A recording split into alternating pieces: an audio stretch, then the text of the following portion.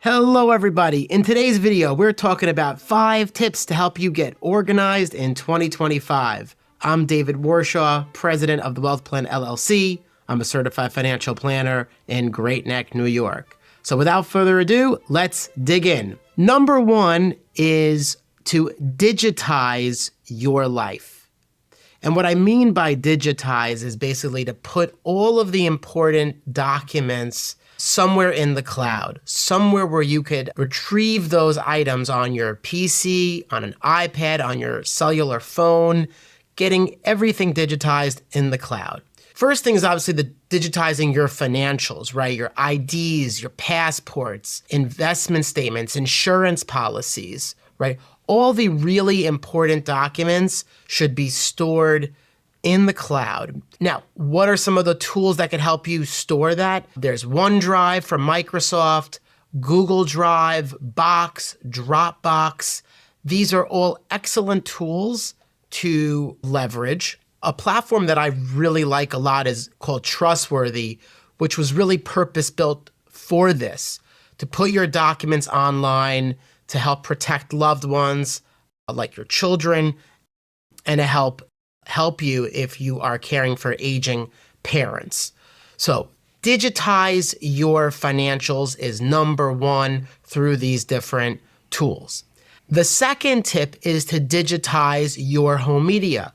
Just like you're digitizing your financial documents, do that as well with birthday cards, photos, home movies. Take all of those out of the closet and get them digitized. There are tons of services that will do that for you. And my favorite platform, to store those in the cloud is definitely Google Photos. That is now powered with Google's AI called Gemini, and it's really, really fantastic. So first 2 ideas are all about digitization, getting everything in the cloud so you could get it accessible on any device. Once it's there, it's also very easy to share those items with the people most important for you, beneficiaries, loved ones, executors, depending on your use case. The third tip for getting organized in 2025 is leveraging a password manager.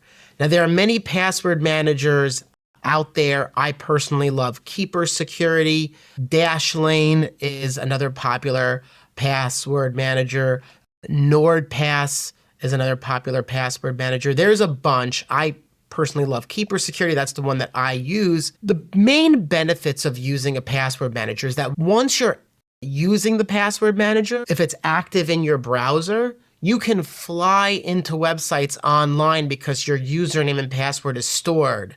So when you go to the website, the username and password will auto-populate and you'll just go right in to the website. The fourth tip for getting organized in 2025 is to use a piece of budgeting software. So there are a bunch of them out there. Some popular ones are Simplify by Quicken, YNAB, You Need a Budget. But the one that I love the most, the one that I personally use, is a tool called Monarch Money. Now, I'm personally not a big fan of budgeting for the sake of budgeting. It's like you're getting punished.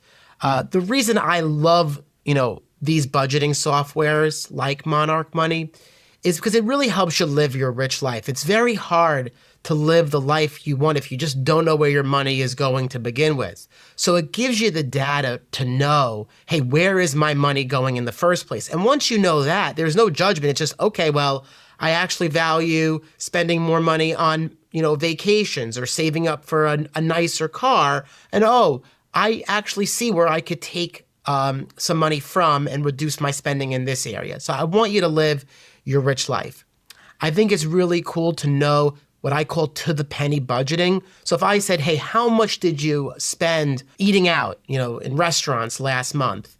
You could figure it out, but it would probably take you a long time. But once you use a tool like this, you'll have the numbers right there accessible in seconds. It'll help you discover your real savings rate, so you'll see exactly how much you were really able to save because the tool knows your income and it knows your expenses. As you're categorizing your transactions, you may uncover erroneous or fraudulent charges. So as you get into a habit of checking your expenses, you'll see it there.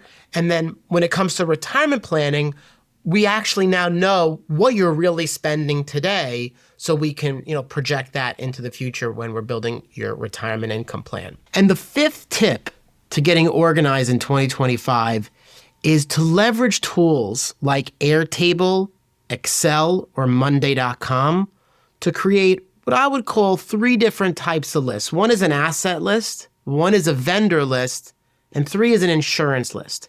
So let me show you what I'm talking about. This is a tool called Airtable.